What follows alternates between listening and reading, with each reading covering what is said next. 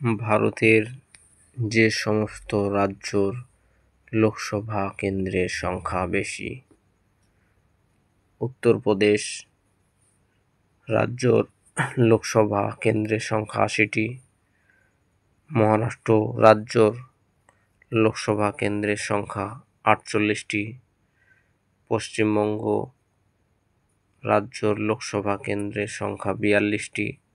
অন্ধ্রপ্রদেশ রাজ্যর লোকসভা কেন্দ্রের সংখ্যা ৪২টি,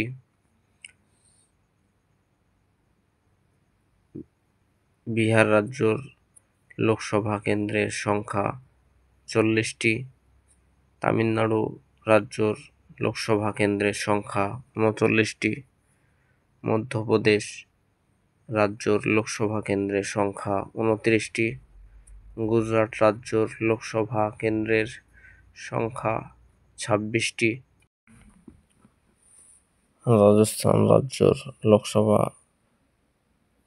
কেন্দ্রের সংখ্যা ২৫টি, ওড়িশা রাজ্যর লোকসভা কেন্দ্রের সংখ্যা ২১টি, কেরালা রাজ্যর লোকসভা কেন্দ্রের সংখ্যা ২০টি, কর্ণাটক রাজ্যর লোকসভা কেন্দ্রের সংখ্যা ২৮টি।